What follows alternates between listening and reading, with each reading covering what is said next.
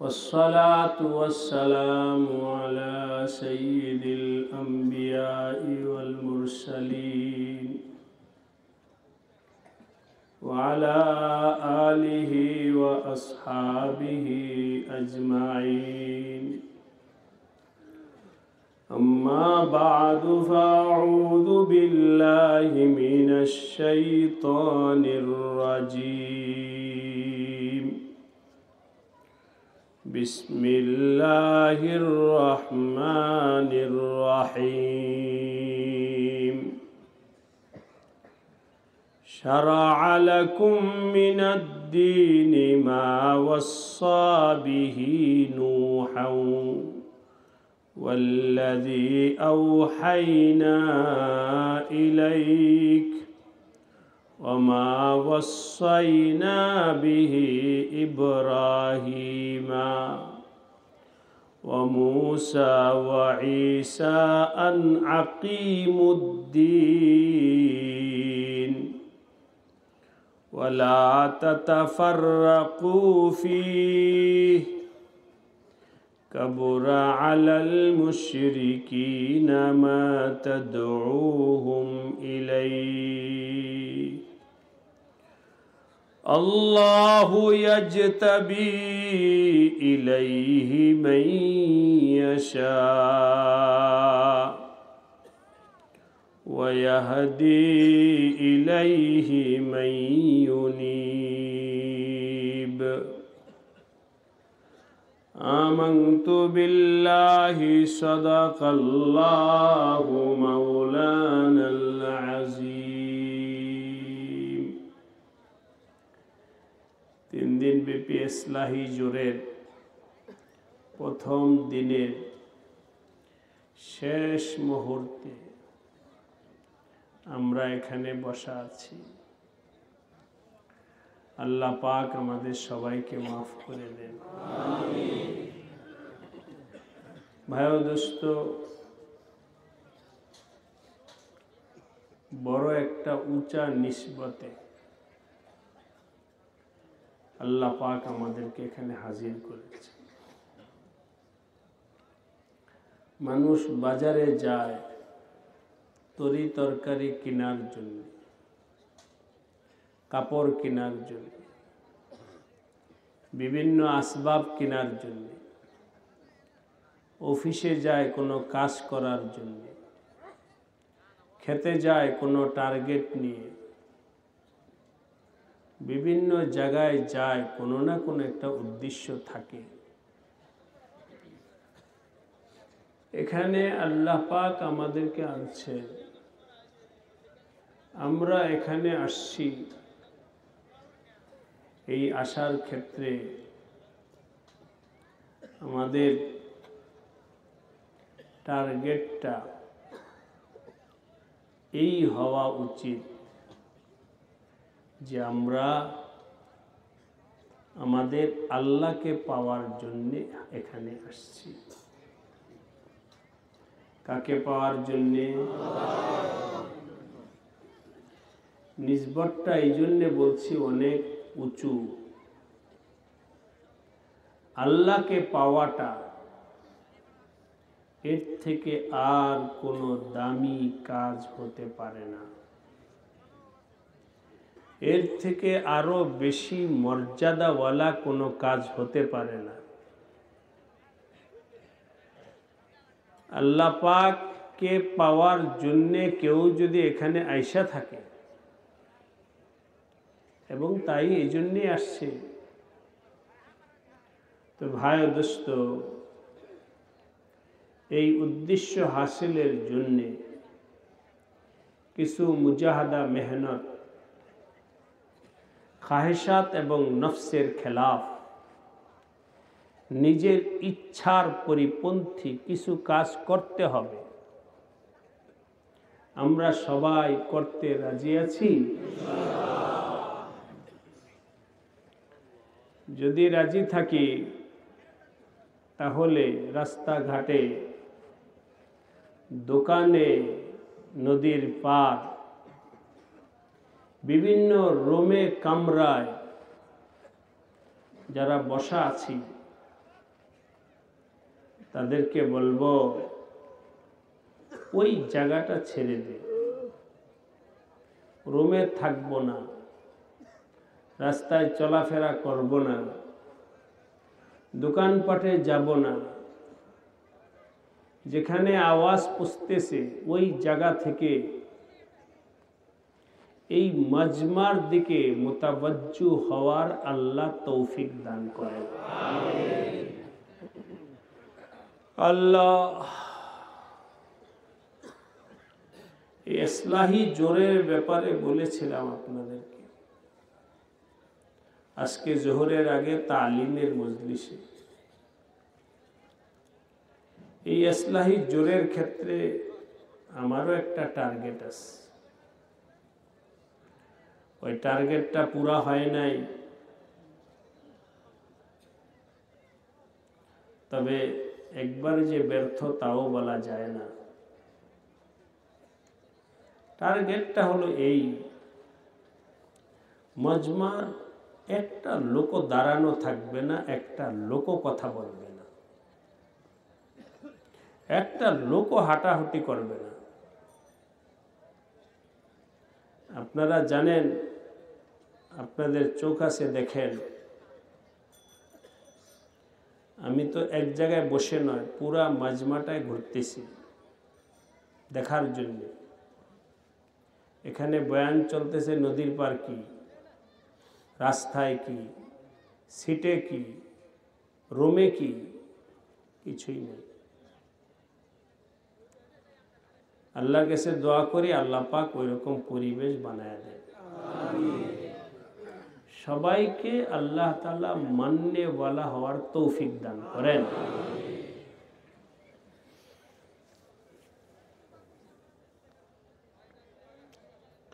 আমাদের এখানে লোকবল, জনবল এর অভাব আছে, ভলেন্টিয়ার কম আছে, বিভিন্ন সেক্টরে খাদেমের ঘাটতি আছে, বহুত কিছু আছে। কিন্তু আপনাদেরকে সকালে বলেছিলাম সবাই খাদেম হই, সবাই ভলেন্টিয়ার হই, সবাই জিম্মাদার হই, তাহলে আর ভলেন্টিয়ারের কোনো ঘাটতি নাই। ঠিক কিনা বলেন? পারবো সবাই জিম্মাদারি নিতে? হাত উঠান তো, কারা কারা জিম্মাদারি নিতে পারবেন? আল্লাহ সবাইকে তৌফিক দান করেন। আল্লাহ পাকের ফজল ও করমে আমি যখন ছাত্র জমানায় হযরত ফিদায়ে মিল্লাত রাহমাতুল্লাহ আলাইহির খানকায় খেদমতে ছিলাম, আল্লাহ পাকের শুকরিয়া আদায় করার জন্য বলছি, তাহদিসে নিয়ামত দারুল উলুম দেওবন্দে যখন অনেক মুতাকিফ এতেকাফ করে হযরতের সোহবতে, বিভিন্ন সেক্টর আছে, খাদেমদের মধ্যে এরকম একটা বিষয় জানা ছিল, খাস লোকদের যেই সেক্টরে কোনো ঘাটতি আছে ওখানে হাফিজউদ্দিনকে লাগায়া দাও।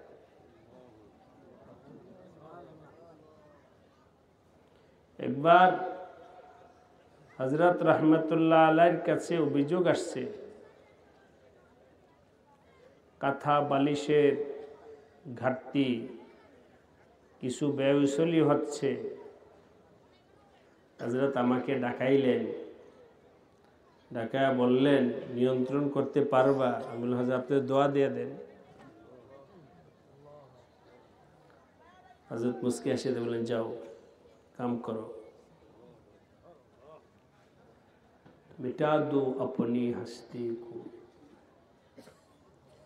भाइयों दोस्तों, दुआ चायाने वाला गे ना, দোয়া নিজের কাজ দ্বারা দোয়া নিতে হবে।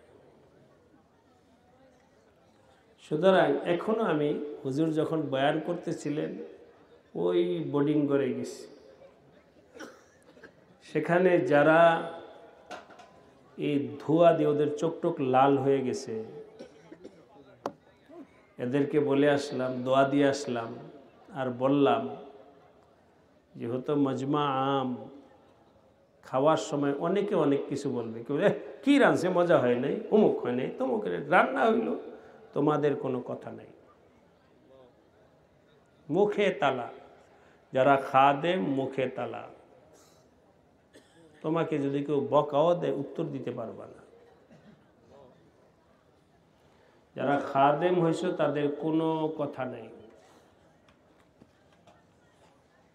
জিজ্ঞাসা করলাম পারবা, বলে জিও পারবো, বাস, কোনো কথা।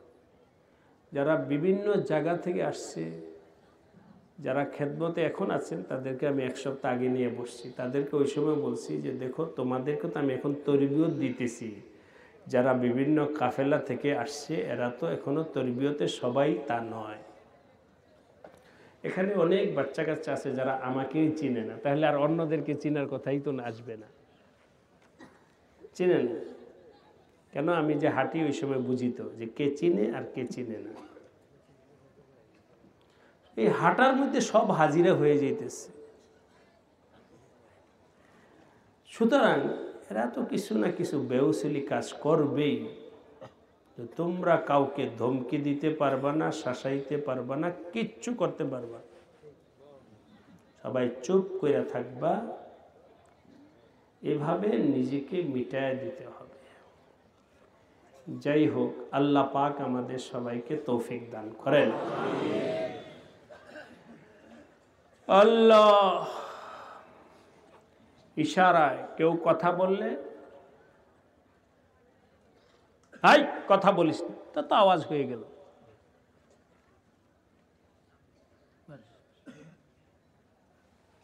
ধমকিটাও আওয়াজ দেওয়া হবে না, ইশারা।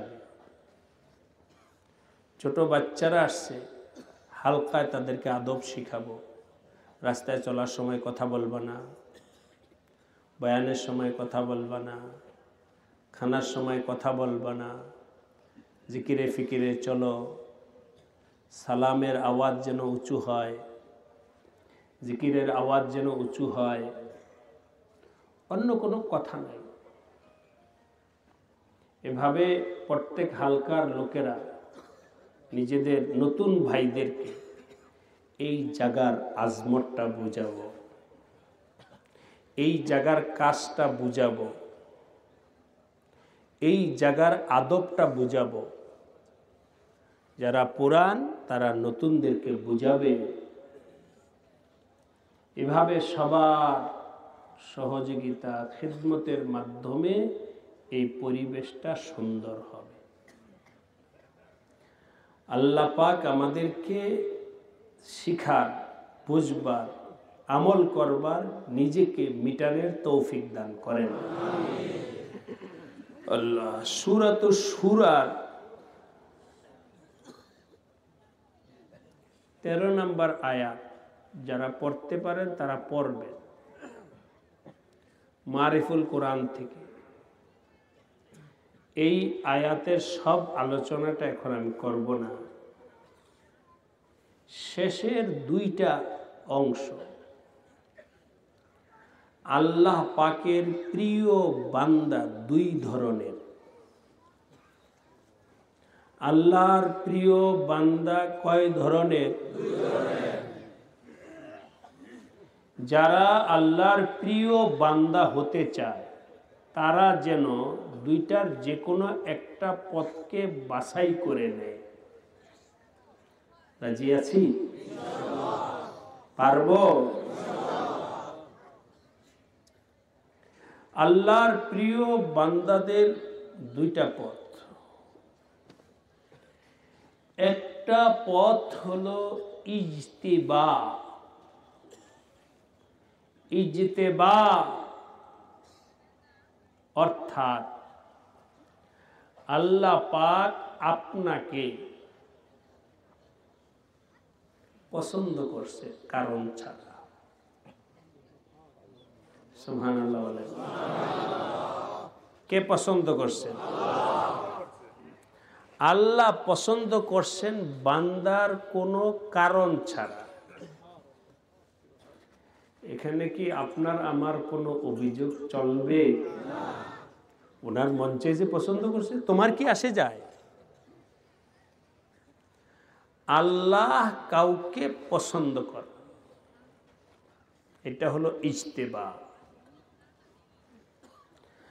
আরেকটা হলো আল্লাহকে পাওয়ার জন্য কেউ চলতে থাকা। যে ব্যক্তি আল্লাহকে পাওয়ার জন্য চলা শুরু করবে, আল্লাহ পাক তাকেও টাইনা নিবেন। চলনে ওয়ালাকে আল্লাহ টাইনা নিবেন। আরেকটা হলো আল্লাহ পাক চলা ছাড়াই ওনার রহমত এবং কুদরতের দ্বারা উনি কাউকে পছন্দ কইরা নেন।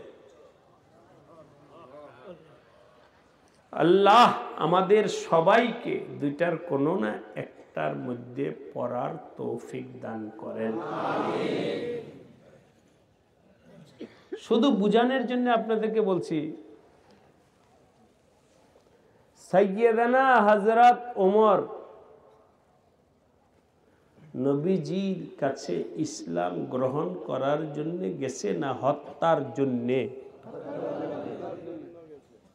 হত্যার জন্য।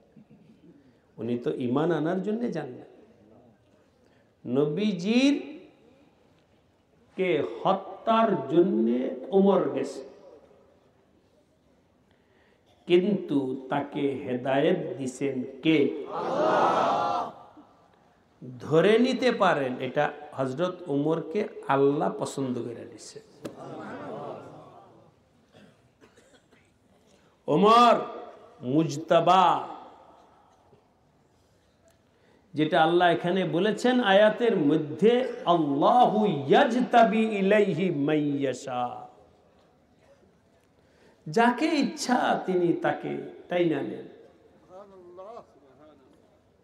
এরকম কিতাবের মধ্যে আল্লাহ ওয়ালাদের ওয়াকিয়ার মধ্যে বহুত ঘটনা আছে। চোর চামার অমুক তমুককে আল্লাহ পছন্দ করে ওলি বানায় দিছে।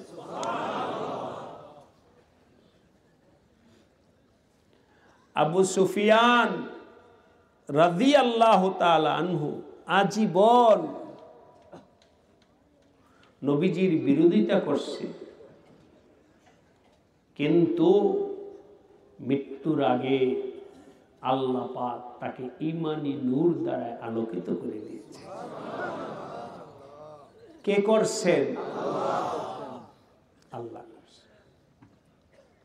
কিন্তু আপনারা বুঝে, আশা করি সবাই বুঝে গেছে, আল্লাহ পছন্দ করা এটার ক্ষেত্রে আমার আপনার কোনো দখল আছে?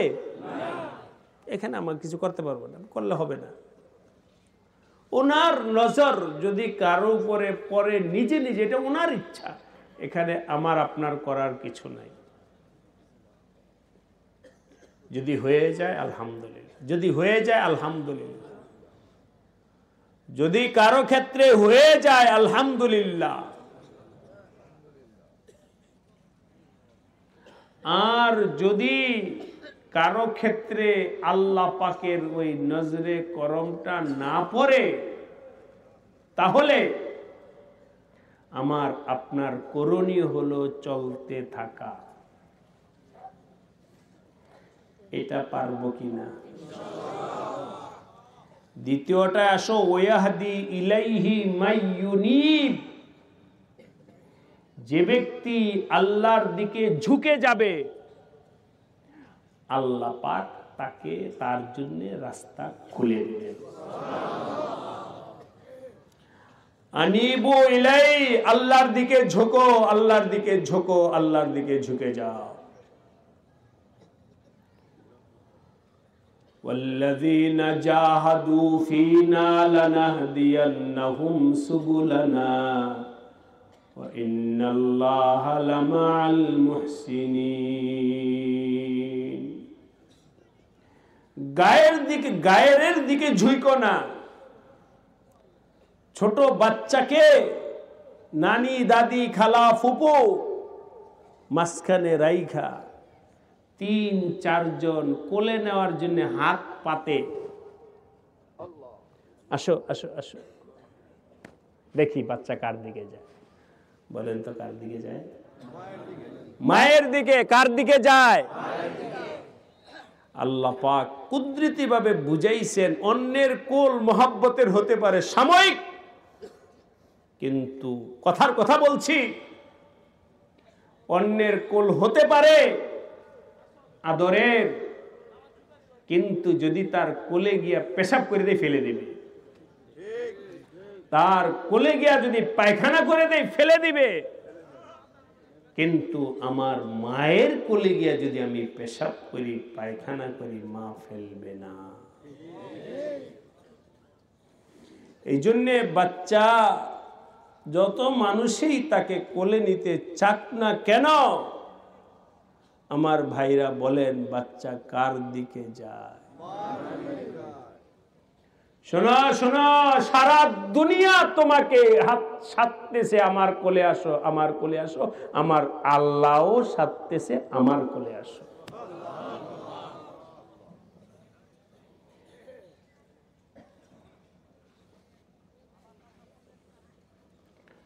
এবার বলো কার কোলে যাই? ওদিকে ঝুঁকো, আনিবু আনিবু, ওনার কোলে যাও, ওনার কোলে যাও, ওনার কোলে যাও। শোনো, তোমার বন্ধু থাকতে পারে, তোমার অমুক থাকতে পারে, তমুক থাকতে পারে, আদরের হাত সবাই তোমার দিকে ছড়ায় দিতে পারে, কিন্তু বিপদে পড়লে কেউ নাই, কেউ নাই, কেউ নাই, একমাত্র কে? ওই বাচ্চাকে যেমন পেশাব করলে অন্যেরা ফেলে দিবে, তুমি আমি বিপদে পড়লেও সবাই ফেলে দিবে, ফেলে দিবে, ফেলে দিবে, কিন্তু বিপদে পড়লেও ফেলবে না কে? একই আছে।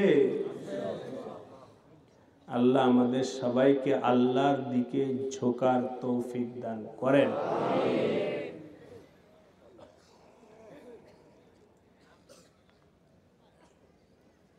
বলেছিলাম যে আমাদের এই ইসলাহি জুড়ে ভাই আমরা কি নিয়ে যেতে চাই?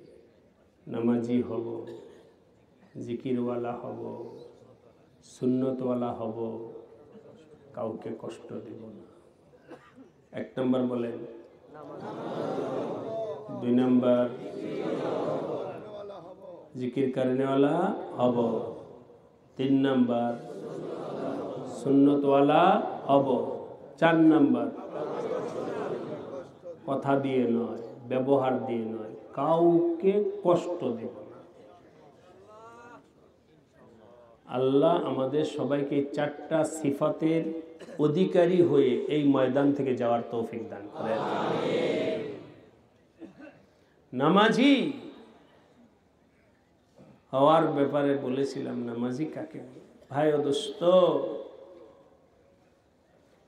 নামাজের জন্য মাইকে ডাকতে হয়, ভাই সামনের কাতারে আসেন, সামনের কাতারে আসেন, এটা নামাজির কাজ নয়। ভাই পিছনে যারা আছেন সামনে আসেন, সামনে আসেন, এটা নামাজির কাজ নয়। নামাজিকে ডাকতে হবে না, নামাজি নিজে দৌড়ে আসবে সামনের কাতারে। নামাজি নিজে দৌড়ে আসবে সামনের কাতারে।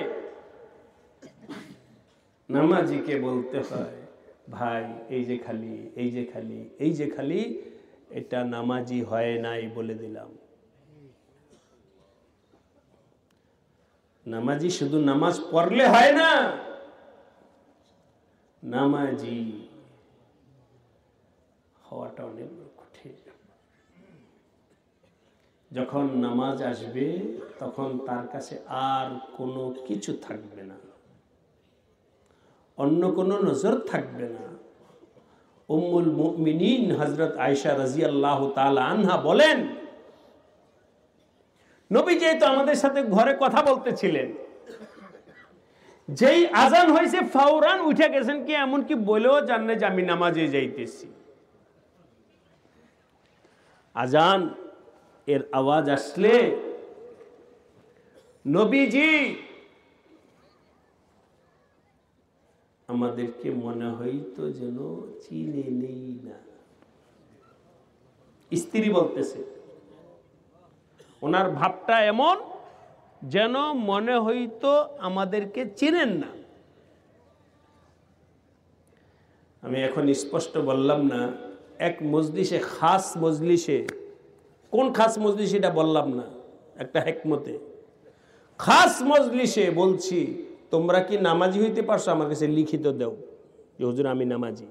কে নামাজি হয়েছে বলো, লিখিত দাও নামাজি হয়েছি। যদি সাহস থাকে লিখে দাও আমি নামাজি। কেউ সাহস করে নাই।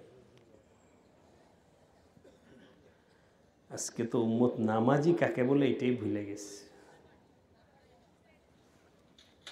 এই জন্য ভাই সব বুঝাইতে পারবো না, বলবো না।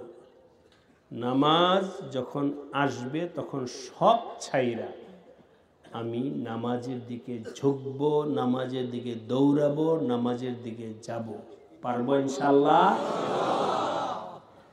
কারো দাম নাই দুনিয়ার, সব বেদামি হয়ে গেছে। এখন আমার আল্লাহর পক্ষ থেকে ডাক আসছে,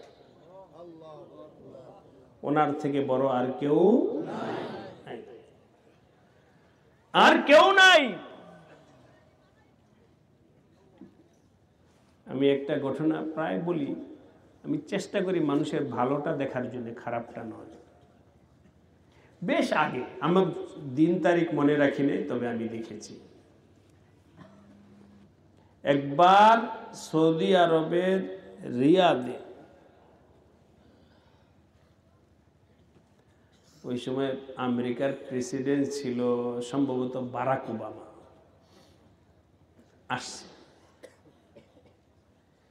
আর আন্তর্জাতিক একটা ব্যাপার আছে, কোনো দেশের রাষ্ট্রপ্রধান যদি আসে তাহলে ওই দেশের রাষ্ট্রপ্রধান তাকে ইস্তেকবাল করে, রিসিভ করে। এটা একটা আন্তর্জাতিক নিয়ম আছে। আমাদের দেশে যদি অন্য দেশের প্রধান আসে তাহলে আমাদের দেশের প্রধান তাকে ইস্তেকবাল করবে। যাই হোক, ওইটা আমার অত লম্বা বলার দরকার নেই, ওইটা আমাদের আলোচ্য বিষয় না। তাকে রিসিভ করার জন্যে বাদশাহ সালমান, এখন যিনি আছে, উনি পুরা মন্ত্রী পরিষদ নিয়ে গেছে ওনাকে রিসিভ করার জন্য। কেবল আইসছে এমন সময়, বসছে, কেবল চেয়ারের মধ্যে বসছে, দোনো রাষ্ট্রপ্রধান, খাদেম আইসা কানে কানে বলছে আজান হয়েছে, মাগরিবের আজান হয়েছে। বাদশাহ সালমান উঠে গেছে, বসেন আমরা নামাজ পড়ে আসি। ওই সব মন্ত্রী পরিষদ নিয়ে নামাজে দাঁড়ায় গেল। ওরা তাকায় রয়েছে, কি হাঁ করে তাকায় রয়েছে। এই আমলটা এটাই বোঝা যায়, কারো মন্দ জিনিস দেখো না, ভালো দেখো, দেখার মতো। এই আমলটা থেকে তো আমরা এটা বুঝতে পারি, আজানের খবর যখন আসছে তখন আর আমেরিকার রাষ্ট্রপ্রধান বড় না, বড় কে? আল্লাহ। ওইটাই তো উনি করে দেখাইলেন, ঠিক কিনা বলেন? এটা হলো নামাজি,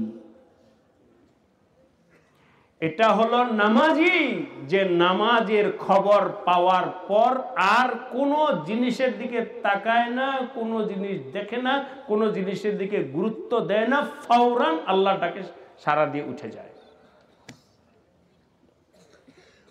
পারবো ভাই? আল্লাহ আমাদের সবাইকে তৌফিক দান করেন। নামাজি হও, নামাজি হও, জিকিরওয়ালা হও। 37 জিকির, মামুলি জিকির সবক নিয়েছি। কখন? মাগরিবের পর সবক নিলাম। 37 জিকির করতে সময় পায় না। আমার হযরত শাইখ বলেছেন, ফেদায়ে মিল্লাত রহমাতুল্লাহ, এখানে তো ওলামায়ে কেরাম অনেক আছে। যখন আমি ইফতা পড়ি, মুফতির কোর্স যখন করি, ওই সময় ওই মোটামুটি ইফতার বছর পড়ালেখা আছে। আমি হযরতকে বললাম, হযরত আমার সবক দিয়েছেন অনেক। হযরতকে বললাম যে হযরত তামরিন মুতালা ক্লাস সব করে আপনি যে আমাকে জিকিরের আমল দিছেন, এই জিকিরের আমল করতে আমার কষ্ট হয়, সময় পাই না। কাগজের মধ্যে লেখা দিতে হয়, লেখা দিছি। যার পরে পার্চা দেখে হাজরত ভাই এধারা যাও গেছি। যাওয়ার পরে আমার কাঁধে হাত দিয়া হযরত জিজ্ঞাসা করলেন, পড়ার চাপ, अच्छा बताओ खाने में वक्त मिलता है, सोने में वक्त मिलता है? পড়ার চাপের কারণে খানা বাদ, পড়ার চাপের কারণে ঘুম বাদ দিছো? বলছেন না। আচ্ছা, খানার টাইম ঠিক আছে, শোয়ার টাইম ঠিক আছে, আল্লাহ কা জিকির কা ওয়াক্ত নেই। এখানেই সমস্যা। সব ঠিক আছে, সমস্যা এখানে জিকিরের সময় নেই। যাও, ये बदहिम्मती की बात है, और 2000 बढ़ा लो।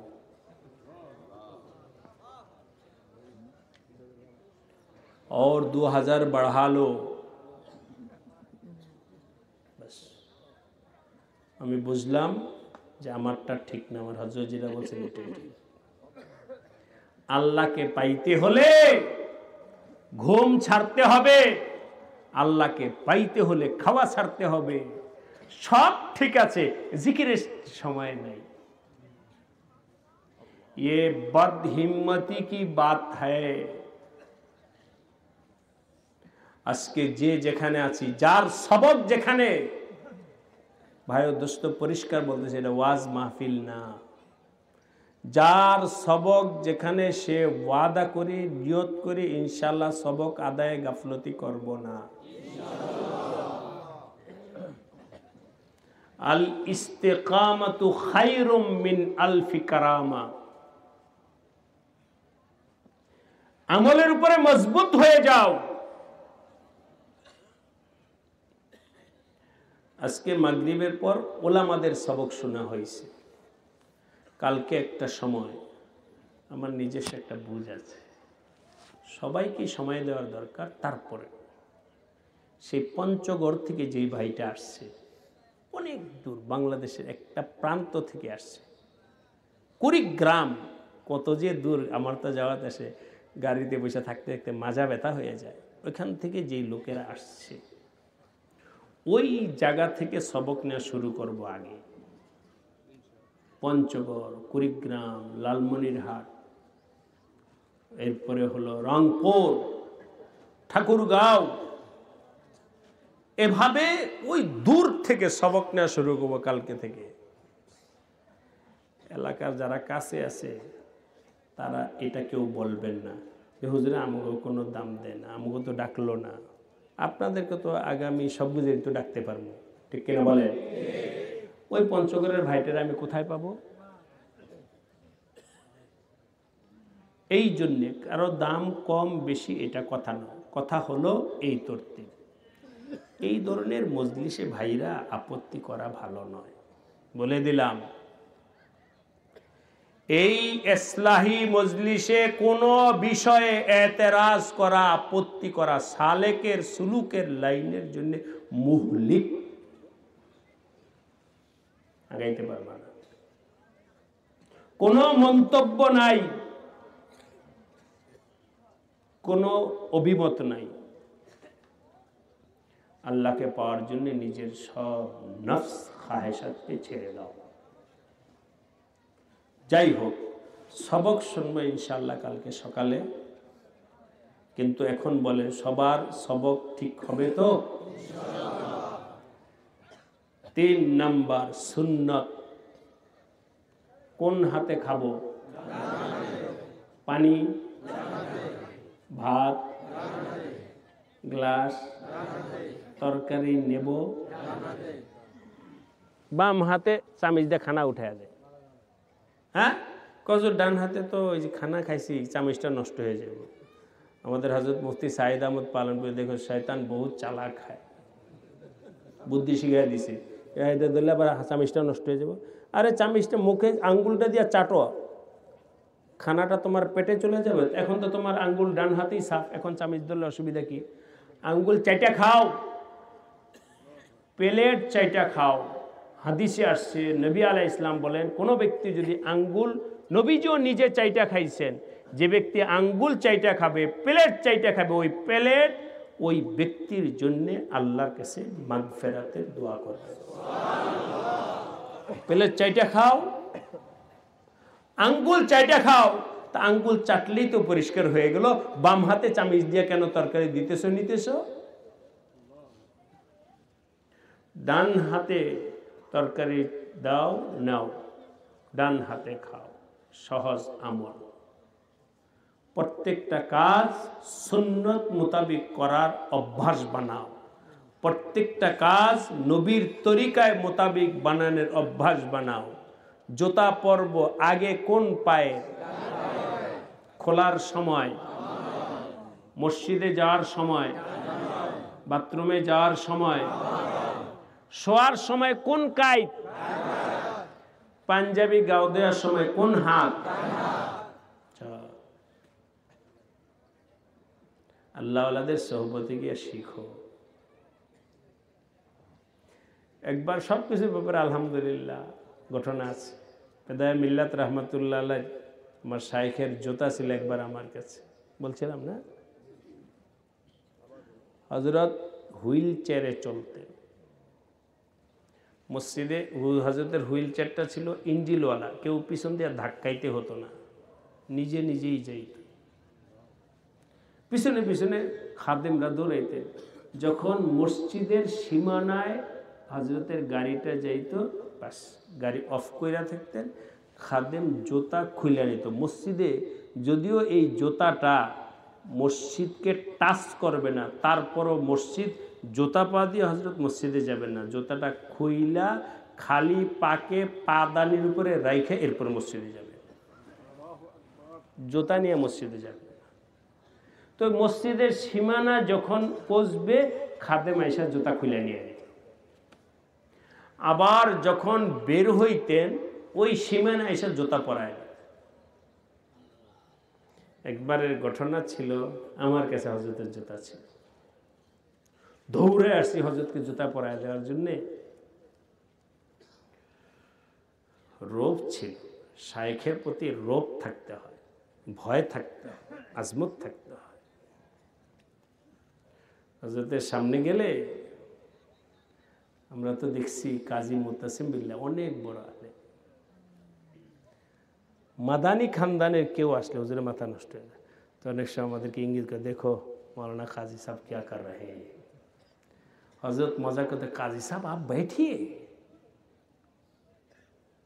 तालिब इल्म है, उनको खिदमत करने दीजिए।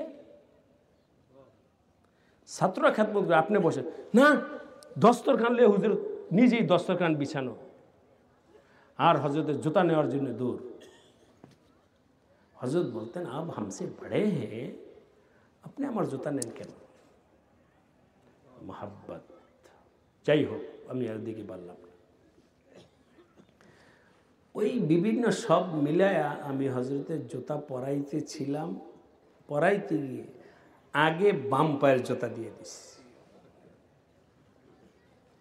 হযরত বললেন, আল্লাহকে বান্দে, কানান নবী সাল্লাল্লাহু আলাইহি ওয়াসাল্লাম ইউহিব্বুত তায়ামুন হাত্তা তানাউলা ওয়াত তারাজ্জুলা। আমার নবী ডানকে পছন্দ করতেন, এমনকি জুতা পরার সময়ও মাথায় যখন চিরুনি লাগাইতেন, তখনও তিনি ডান দিকের চিরুনি আগে লাগাইতেন।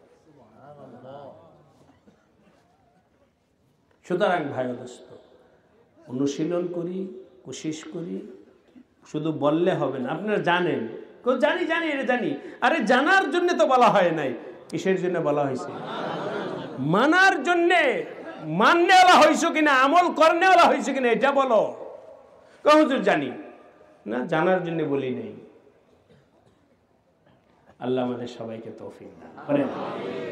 একটা আমল হলো সুন্নত, দ্বিতীয় আমল হলো আলহামদুলিল্লাহ এখানে তো আকসার মানুষ আছেন, তারপরও কিছু না কিছু ভাইরা আছেন। ভাইরা সবাইকে মুহাব্বত পয়দার জন্য বলতেছি, কাউকে ছোটোখাটো করার জন্য নয়, লজ্জা দেওয়ার জন্য নয়, হ্যাও করার জন্য নয়, হেদায়েতের জন্য বলতেছি। নবী আলাইহি সালাতু ওয়াসসালামের মুখে দাড়ি ছিল, সমস্ত মুসলমান পুরুষের মুখে দাড়ি থাকবে। মুসলমানের মুখ থেকে যেন দাড়ি সরে না যায়। কি জবাব দিবা নবীর সামনে? আল্লাহ আমাদের সবাইকে হেদায়েত দান করেন। এটাও যেন না বলি হুজুর দাড়ির মধ্যে কি ইসলাম পুরাটা ঢুকে রয়েছে, বলেন লা হাওলা ওয়ালা কুওয়াতা ইল্লা বিল্লাহ। দাড়ির মধ্যে ইসলাম সব ঢুকছে এটা নয়, তবে দাড়িটাও ইসলামের একটা গুরুত্বপূর্ণ আমল, ঠিক কিনা?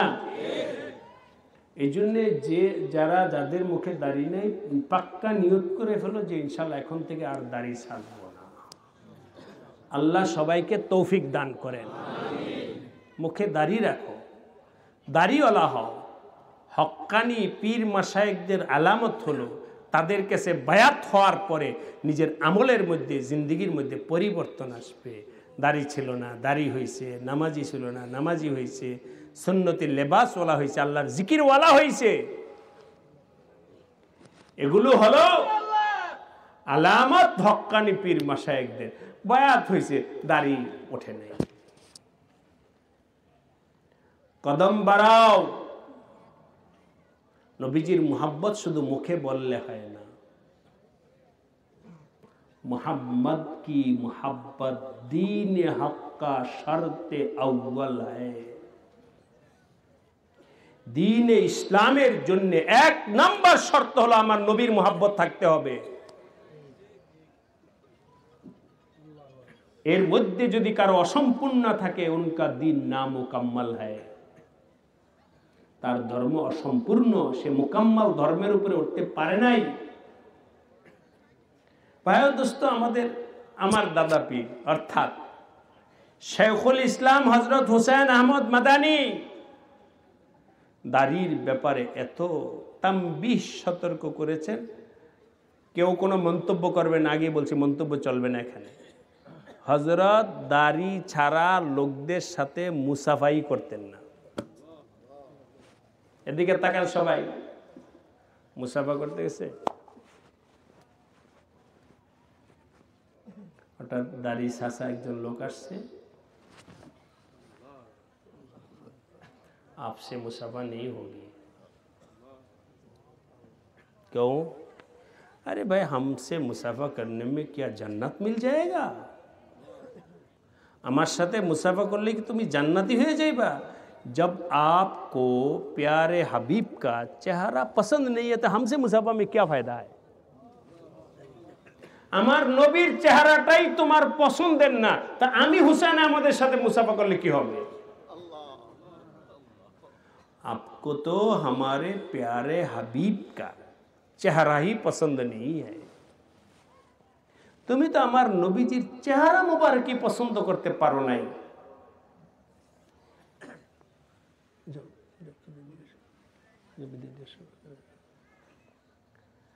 पसंद नहीं है, हमसे मुसाफा में क्या फायदा है? मौलाना मुस्तफा जाओ, कोई मुस्तफा नहीं है। তিনটা সবক হলো। ভাই পারবো সুন্নতের উপর উঠতে? শেষ কথা হলো কাউকে কষ্ট দেব না। মাকে নয়, বাবাকে নয়, প্রতিবেশীকে নয়, মুসলমানকে নয়, অমুসলিমকে নয়, এমনকি একটা প্রাণীকেও কষ্ট দিব না। মানসিক না, শারীরিক না, কোনোভাবেই কাউকে কষ্ট দেব না।